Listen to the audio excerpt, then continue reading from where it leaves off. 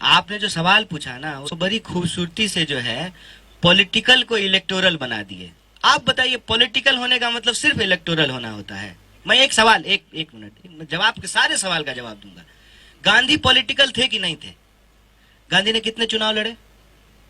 तो क्या उसका मतलब पॉलिटिकल नहीं है? मैं यही कह रहा हूं कि पॉलिटिक्स का एक एस्पेक्ट है इलेक्शन, एक एस्पेक्ट है। पॉलिटिक्स को अगर आप ओवरऑल देखेंगे तो उसमें और भी दूसरी चीजें हैं।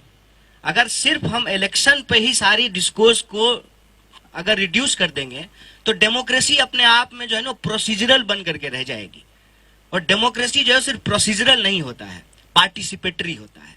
और पार्टिसिपेटरी जब होता है डेमोक्रेसी तो उसमें वो सब लोग भी इंपॉर्टेंट है ना जिनकी इलेक्टोरल विक्ट्री नहीं होती है, उनकी भी आवाज इंपॉर्टेंट है जिनके पास कोई मेजोरिटी नहीं है।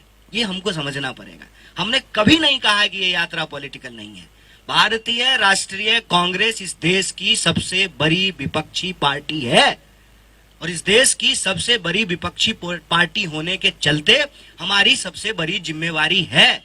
इसीलिए कोई हमारे साथ आए ना आए, हम सड़कों पर हैं। ये हमारा सबसे बड़ा मास कनेक्टिंग प्रोग्राम है। हम ये मास कनेक्टिंग प्रोग्राम इसलिए कर रहे हैं कि मास मीडिया फंक्शन नहीं कर रहा है। मास और मीडिया अलग हो गया है। पब्लिक पार्टिसिपेशन का जो सबसे बड़ा इंस्टीट्यूशन है इस देश में संसद, वहां पे लोगों को बोलने नहीं दिया जाता है। टीवी स्टूडियो के डिबेट में महंगाई का मुद्दा गायब है। 100 डिबेट होते हैं तो एक डिबेट जो है लोगों के इश्यूज पे होते हैं, 99 डिबेट जो है वो हिंदू मुसलमान पर होता है। ये सिचुएशन को एसेस करने के बाद it is the basic understanding कि आपको बुनियादी तरीकों पर लौटना पड़ता है। और बुनियादी तरीका यह है कि अंग्रेज के जमाने में भी जब कुछ समझ में नहीं आता था ना तो लोग यात्रा पे निकलते थे। लोग की समस्याओं को आप नजदीक से समझ पाते हैं और लोग आपको नजदीक से समझ पाते हैं। सरकार आपके द्वार आए ना आए, विपक्ष आपके द्वार जरूर आ गई है। बिल्कुल स्पष्ट उद्देश्य है। कभी नहीं कह रहे हैं कि इसका राजनीतिक उद्देश्य नहीं, इलेक्टोरल नहीं है।